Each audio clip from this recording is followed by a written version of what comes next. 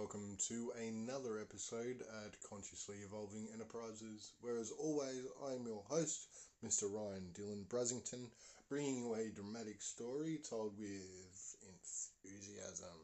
Hopefully it gauges your attention and you enjoy it. So here we are. Ladies and gentlemen, Ryan's dad was quite a inventive man, quite architectural. Very architectural indeed, but had no formal training. So he gathered up what materials he could from garbage piles or side curbs, and started to construct a awesome cubby house in the backyard surrounding their old tree. Now, the tree itself was probably 150 years old, amazing big tree.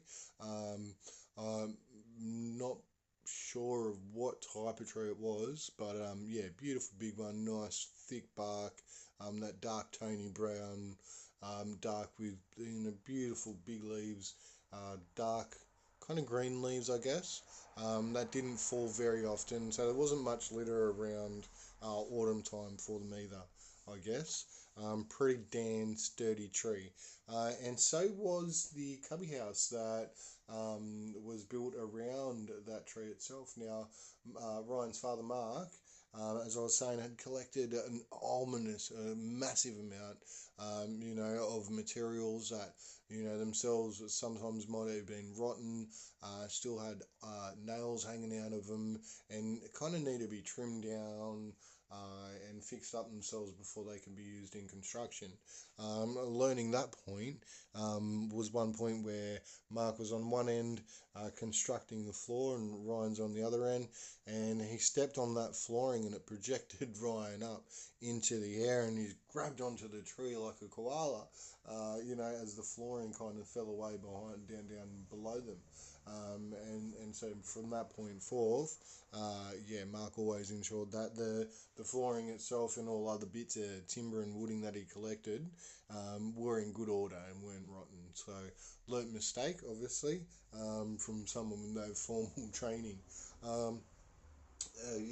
But over the years, I guess that year itself and the following year, that treehouse doubled in size. So not only was it a one-story treehouse that, us kids were really, really enjoying, it was also now developed into a second story treehouse. And in the top story itself led up out to the top of the tree, where us kids could, climb that tree and get onto the roof. The second floor had, a double couch in it with a ladder that you could pull up with a rope via a pulley. Very, very cool system. And, the plan was we were going to get a fire pole built onto the side one day, or even a slide put in that led down and away from the barbecue itself and led into the sandpit. But, all plans. But us kids really enjoyed that cubby house when we were young. Being very explorative kids, or us kids liking to explore, getting high and dangerous. One point, older sister Natasha had fallen off the back of the treehouse and got her legs stuck between the fence and the treehouse itself. Now, she was hanging upside down for a good 10 minutes before anyone heard her screams and cries. Luckily, she didn't break her tendons or her ankle in the process, just kind of managed to bruise it all up. So she was in a bit of a moon boot after that, but nothing too serious.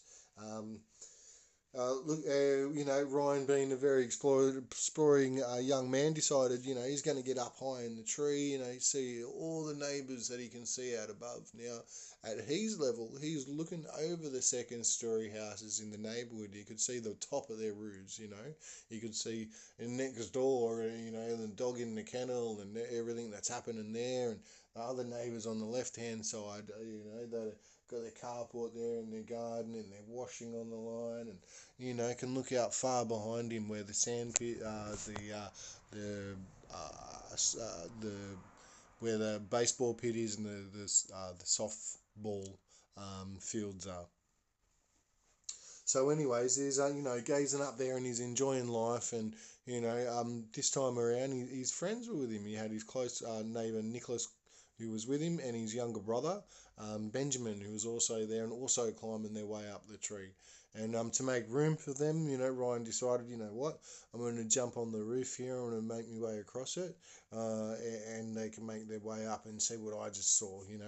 And so, anyways, he's invited them up. He said, "Yeah, don't worry, I'm going to step on this part of the roof, and you guys come up." So as he's made his way to the front, jumped off the tree, crawled along the kind of the roof, the tin at the top, and all's pretty safe at this point. And his friends are, making their way up the tree, and he's got, young Ryan's then got to the front of the treehouse where the tin was, like a front canopy kind of, a guttering, I guess. That was over the front of the cubby house. And he's going, "Oh, this is a beautiful view." And he stood up there and he's standing up and he's going, "I'm the king. I'm the king of the castle." And just as he said, "I'm the king of the castle," the tin broke underneath him, and he's fell. He's starting to fall, and he's straight through the tin, and he's fallen now in skydive mode. He's kind of got all fours out trying to catch the air around him, and he's fallen, and as he's falling, he looks between his legs as he's falling through, and he makes eye contact with his mate Nicholas that he's there, and his brother Benjamin that's even lower, as they quickly pass down, past, and he can only describe as what's said as the ground coming up towards him. He's being pushed towards that ground, and he's thinking, this is going to hurt.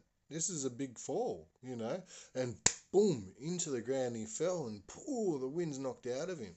And he said he's got sharp pain in his side, sharp pain in his hip, and he looks down, and he says, "There's a dog bone there."